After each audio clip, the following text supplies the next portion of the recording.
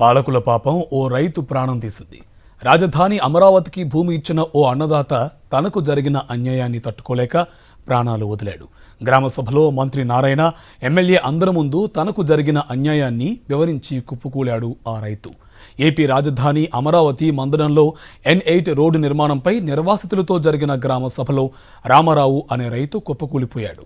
ఆసుపత్రికి తరలిస్తుండగా ప్రాణాలు కోల్పోయాడు. కుప్పకూలడానికి ముందు తనకు జరిగిన అన్యాయాన్ని అందరికీ వివరించాడు. మంత్రి నారాయణే తమకు అన్యాయం చేశాడని రైతు రామారావు ఆవేదన వ్యక్తం చేశారు.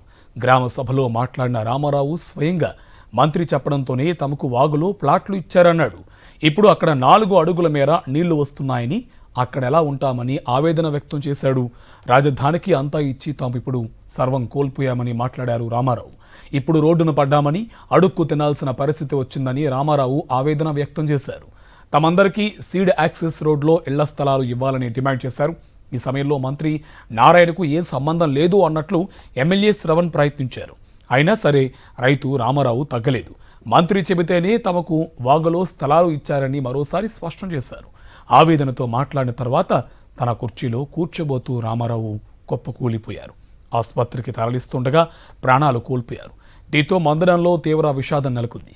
రాజధానికి భూమి ఇస్తే తమకు మేలు జరుగుతుందని ఆశపడ్డ రైతు ప్రాణం పోయింది.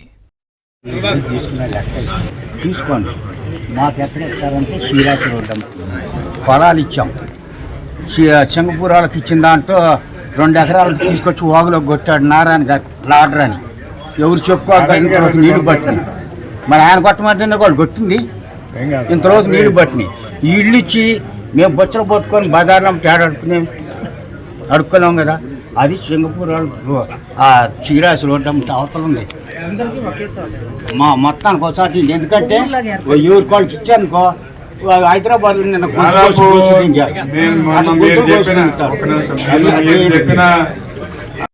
పాలకుల పాపం ఓ రైతు ప్రాణం తీసింది.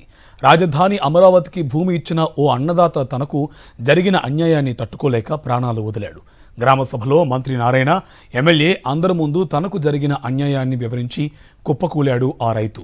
ఏపీ రాజధాని అమరావతి మందడంలో N8 రోడ్డు నిర్మాణంపై నిర్వాసితులతో జరిగిన గ్రామ సభలో రామారావు అనే రైతు కుప్పకూలిపోయాడు. ఆసుపత్రికి తరలిస్తూ ఉండగా ప్రాణాలు కోల్పోయాడు. కుప్పకూలడానికి ముందు తనకు జరిగిన అన్యాయాన్ని అందరికీ వివరించాడు. మంత్రి నారాయణే తమకు అన్యాయం చేశాడని రైతు రామారావు ఆవేదన వ్యక్తం చేశారు. గ్రామ సభలో మాట్లాడిన రామారావు స్వయంగా మంత్రి చెప్పడంతోనే తమకు వాగులో ప్లాట్లు ఇచ్చారన్నాడు. ఇప్పుడు అక్కడ 4 అడుగుల మేర నీళ్లు వస్తున్నాయని, అక్కడ ఎలా ఉంటామని ఆవేదన వ్యక్తం చేశారు. రాజధానికి అంతా ఇచ్చి తామిప్పుడు సర్వం కోల్పోయామని మాట్లాడారు రామారావు. ఇప్పుడు రోడ్డును పడ్డామని, అడుక్కు తినాల్సిన పరిస్థితి వచ్చిందని రామారావు ఆవేదన వ్యక్తం చేశారు. దీనికి సంబంధించి మరింత సమాచారం మా కరెస్పాండెంట్ రవీందర్ మనకు అందిస్తారు. రవీందర్, ఇప్పుడు మనం చూస్తున్నాం అమరావతికి భూమి ఇచ్చిన రైతు పరిస్థితి మనం చూస్తాం. ఇది కేవలం రామారావు అనే రైతుకు మాత్రమే పరిమితం కాదు, చాలా మంది రైతుల పరిస్థితి ఇలానే ఉంది. కూటమి ప్రభుత్వం ఏమాత్రం పట్టించుకున్న పాపాన పోవట్లేదు. డీటెయిల్స్ ఏంటి? ఖచ్చితంగా కార్తీక్, చంద్రబాబు భూదాహానికి ఇప్పుడు మరొక రైతు గుండె బగిలి చనిపోయారు. సాక్షాత్తు మందడం గ్రామంలో జరుగుతున్నటువంటి గ్రామ సభలోనే హార్ట్ అటాక్తో ఒక రైతు చనిపోయాడు. ఆ రైతు చనిపోయే ముందు ఆయన చివరి మాటలు వింటే ఎవరికైనా కన్నీళ్ళు పర్యంతం అవ్వాల్సిందే. ఎందుకంటే నా భూమిని 2 ఎకరాల భూమిని ప్రభుత్వం తీసుకుంది, కానీ ఇంతవరకు దానికి రిటర్నబుల్ ప్లాట్కు సంబంధించినటువంటి సమాచారం సరిగ్గా ఇవ్వట్లేదు. తీసుకెళ్లి ఎక్కడో వాగులో ఇచ్చారు. 4 అడుగుల లోతులు అక్కడ నీళ్లు నిలబడుతున్నాయి. అలాంటి పరిస్థితుల్లో మేము ఎక్కడ ఉండాలి, ఇక ఎట్లా బతకాలంటూ కూడా ఆయన ఆవేదన వ్యక్తం చేశారు. ఇప్పుడు అదే రామారావు సంబంధించి ఆయన భూమి సమస్య పరిష్కారం కాకపోతే ఇప్పుడు తాజాగా ఇల్లు కూడా తీసేసుకునేటువంటి పరిస్థితి ఏర్పడింది. ఎందుకంటే రాజధాని కోసం ఇప్పటి వరకు 54,000 ఎకరాలను చంద్రబాబు ప్రభుత్వం భూసేకరణ రూపంలో తీసేసుకుంది. అయితే ఇప్పుడు అది కాకుండా అదనంగా ఇళ్లను కూడా ఖాళీ చేయించేటువంటి పరిస్థితి ఏర్పడింది. ఇప్పటికే ఆ రైతులకు సంబంధించి తీసుకున్నటువంటి పొలాలకు సంబంధించి రిటర్నబుల్ ప్లాట్లు ఇంతవరకు ఇవ్వలేదు. దాదాపు 9,000 మంది రైతులు అయితే ఇంకా ఎదురు చూస్తున్నారు. ఇప్పటికే 11 సంవత్సరాలు గడిచిపోయింది, కానీ ఇంతవరకు ఆ రైతులు రావాల్సినటువంటి రిటర్నబుల్ ప్లాట్లే రాలేదు. కానీ ఇప్పుడు ఇప్పుడు అదనంగా మళ్ళీ ఇల్లు కూడా తీసుకోబోతున్నటువంటి పరిస్థితి ఏర్పడింది. నిజానికి 29 గ్రామాల్లో, అంటే రాజధాని ప్రాంతంలో ఉన్న 29 గ్రామాల్లో ఏకంగా 10 గ్రామాల్లో ఇళ్లను కూడా ఖాళీ చేయాల్సినటువంటి పరిస్థితి ఉంది. కానీ దాన్ని కప్పిపుచ్చి ఇప్పుడు ప్రస్తుతం N8 రహదారికి సంబంధించి మాత్రమే భూములు తీసుకున్నారు. అక్కడ కూడా కేవలం కొన్ని ఇల్లు మాత్రమే కోల్పోయే పరిస్థితి ఉంటుంది. కాబట్టి మొదట అక్కడ ప్రారంభించి మిగతా ఇంటర్నల్ రోడ్లకు సంబంధించి తర్వాత తీసుకొచ్చినటువంటి ఒక దురాలోచనతో చంద్రబాబు ప్రభుత్వం ఈ నిర్ణయం తీసుకొని ఫస్ట్ N8 సంబంధించినటువంటి రోడ్డు తాలూకు ఈ ఇళ్లను ఖాళీ చేసే ప్రయత్నం చేస్తుంది. అందులో భాగంగానే మందడం గ్రామంలో దాదాపు 95 నుంచి 100 ఇళ్ల వరకు ఖాళీ చేయాల్సినటువంటి పరిస్థితి ఏర్పడింది. సో వారికి సంబంధించి గ్రామసభ పెట్టినప్పుడు రైతులందరూ కూడా అక్కడికి వచ్చి తమ ఆవేదన వెలుబుచ్చారు. ఇప్పటికే భూములు తీసుకొని తమకు రిటర్నబుల్ ప్లాట్లు ఇవ్వలేదు, ఇక ఇళ్లను కూడా తీసేసుకుంటే మేము రోడ్ల మీద బొచ్చెలు పెట్టుకొని అడుక్కుని తినాలా అంటూ కూడా ఆవేదన వ్యక్తం చేశారు. ఇప్పుడు చనిపోయినటువంటి రైతు రామారావు చివరి మాటలు విన్న తర్వాత ఈ ఒక్క రామారావే కాదు, రానున్న రోజుల్లో ఈ 10 గ్రామాలకు సంబంధించినటువంటి అనేక మంది రైతులు పరిస్థితి కూడా ఇదే విధంగా ఉండబోతుందని చెప్పుకోవచ్చు. ఎందుకంటే ఈ సమస్య సంబంధించి గతంలో దాదాపు 18 నెలలు అయింది కోట ప్రభుత్వం అధికారంలోకి వచ్చి. ముఖ్యమంత్రి చంద్రబాబు అయితే ఇటీవలే రాజధాని రైతులతో ఒక సమావేశాన్ని నిర్వహించారు. ఆ సందర్భంగా రైతులకు సంబంధించినటువంటి సమస్యలన్నీ పరిష్కారం అవుతాయేమని చెప్పి 29 గ్రామాల రైతులు భావించారు. కానీ ఆ కొత్త సమస్యలను మళ్ళీ చంద్రబాబు పెట్టారు. 2వ దశ 3వ దశ కూడా ఉండబోతుంది. భూ సమీకరణ చేయబోతున్నాం, దాదాపు మరొక 45,000 ఎకరాలు కూడా తీసుకోబోతున్నాం అంటూ కూడా ప్రకటించడంతో ఆ చుట్టుపక్కల ఉన్నటువంటి గ్రామాల రైతులందరూ కూడా గుండె బయలుపోయేంత ఆందోళన చెందినటువంటి పరిస్థితి ఉంది. సో అందుకు అనుగుణంగానే ఈరోజు రామారావు అక్కడ హార్ట్ అటాక్తో చనిపోయినటువంటి పరిస్థితిని చూస్తుంటే రానున్న రోజుల్లో మిగతా గ్రామాల రైతుల పరిస్థితి ఏంటనేది అర్థం చేసుకోవచ్చు. ఇప్పుడు N8 రోడ్డు మందడం మీదుగా తుళ్ళూరు వరకు వెళ్తుంది, పెదపరిమి అట్లాగే కొరగల్లు నెడమరు గ్రామాల మీదకి వెళ్తుంది. ఈ గ్రామాలకు సంబంధించి కూడా మరికొన్ని ఇల్లు కోల్పోబోతున్నారు.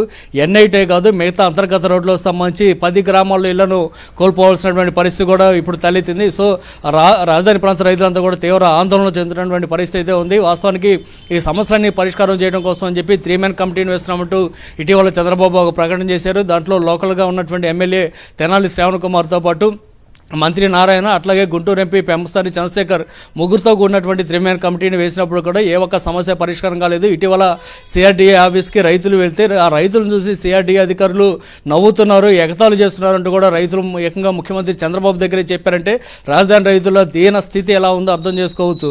ఏ ఒక్క సమస్య పరిష్కారం కాలేదు. కొన్ని ప్రాంతాలకు సంబంధించినటువంటి భూములు ఇచ్చినప్పుడు కూడా ఇవి ఎక్కడ ఇచ్చారో కూడా ఇంతవరకు తెలియదు. కేవలం కాగితాల్లో ఉంది తప్ప అక్కడ భౌతికంగా చూడటానికి కూడా ఎక్కడ వెళ్ళేటువంటి పరిస్థితి లేదు. మరి కొంతమంది రైతులు అయితే ఇంతవరకు భూములు కూడా తీసుకోలేదు. దాదాపు అలాంటి రైతులు 9,000 మంది ఉన్నారు.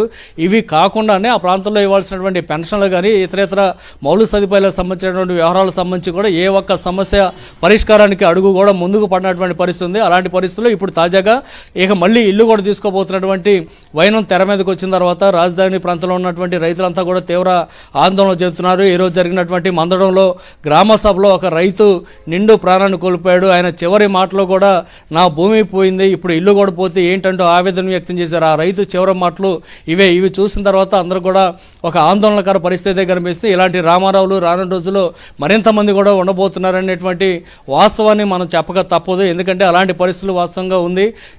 ఇటీవల గుంటూరులో కూడా రాజధాని రైతులు ఒక ఐక్య కార్యాచరణగా ఏర్పడి ఒక సమావేశాన్ని కూడా ఏర్పాటు చేశారు. కూటమి ప్రభుత్వం వచ్చిన తర్వాత కూడా ఇంతవరకు సమస్య పరిష్కారం కాకపోగా మరిన్ని సమస్యలను సృష్టిస్తున్నారు అంటూ కూడా వారు ఆవేదన వ్యక్తం చేశారు. ఈ నెలాఖరు వరకు కూడా CRDAకి ఒక అల్టిమేటం జారీ చేసి డిమాండ్స్ వారు ముందు పెట్టారు. ఈ సమస్యల పరిష్కారం కాకపోతే కొత్త సంవత్సరంలో మొదటి నెల నుంచి తమ ఆందోళన తీవ్రతరం కూడా చేస్తామని హెచ్చరించినటువంటి పరిస్థితి అయినప్పుడు కూడా సమస్యల పరిష్కారం కాని నేపథ్యంలో ఇప్పుడు రామారావు గుండె బగిలి ఏకంగా గ్రామ సభలోనే చనిపోయారు. ఇక రానున్న రోజుల్లోని పరిస్థితులు తెలుసుకుంటేనే మిగతా గ్రామాల రైతులు కూడా తీవ్ర ఆవేదన ఆగ్రహం వ్యక్తం చేసినటువంటి పరిస్థితి కనిపిస్తూ ఉంది. Karthik. Right, thank you Ravinder. తీసుకునే లెక్క తీసుకోండి. మాకు ఎక్కడ ఇస్తారంటే శ్రీరాశి రోడ్డు పొలాలు ఇచ్చాం. సింగపూరాలకు ఇచ్చిన దాంట్లో 2 ఎకరాలు తీసుకొచ్చి వాగులో కొట్టాడు నారాయణ గారు లాడర్ అని. ఎవరు చెప్పుకోవాలి, ఇంతరోజు నీళ్లు పట్టినాయి. మరి ఆయన కొట్టమంటేనే వాళ్ళు కొట్టింది, ఇంతరోజు నీళ్లు పట్టినాయి. ఈ ఇల్లు ఇచ్చి మేము బొచ్చలు పట్టుకొని బజార్లో అడుక్కున్నాం కదా.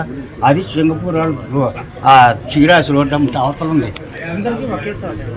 మొత్తానికి ఒకసారి ఎందుకంటే ఎవరి వాళ్ళకి ఇచ్చానుకో హైదరాబాద్ నిన్న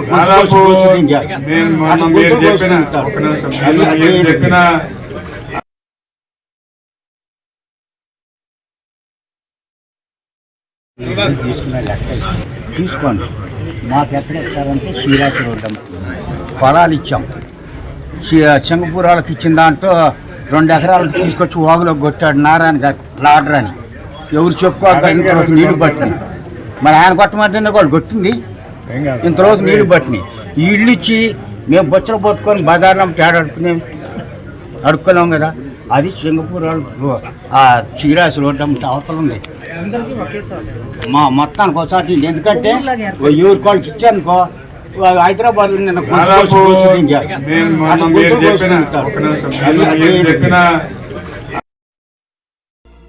ఎగ్జిస్టింగ్ అయ్యి ఎప్పటి నుంచో ఉన్నాయి, ఎన్ని వందల సంవత్సరాల నుంచి ఉండే సార్. అవి మాత్రం తీయటానికి లేదండి. మీరు రిటర్న్ వేసుకోండి రోడ్డు. 22 సెంట్లు ఉన్నాయండి ఈ దారిలో. ఎవరిది లేదండి. మా కుటుంబాన్ని మా తాతకన్న సంతానంలోనే ఉంది. ఎకరం 22 సెంట్లు ఎవరిది లేదు. మాదే ఉంది. మేము ముందుకొచ్చాం ఇవ్వటానికి. ఎగ్జిస్టింగ్ అయ్యి ఎప్పటి నుంచో ఉన్నాయి, ఎన్ని వందల సంవత్సరాల నుంచి ఉండే సార్. అవి మాత్రం తీయటానికి లేదండి. మీరు రిటర్న్ వేసుకోండి రోడ్డు. 22 సెంట్లు ఉన్నాయండి ఈ దారిలో. ఎవరిది లేదండి. మా కుటుంబాన్ని మా తాతకన్న సంతానంలోనే ఉంది. ఎకరం 22 సెంట్లు ఎవరిది లేదు. మాదే ఉంది. మేము ముందుకొచ్చాం ఇవ్వటానికి. ఎగ్జిస్టింగ్ అయ్యి ఎప్పటి నుంచో ఉన్నాయి, ఎన్ని వందల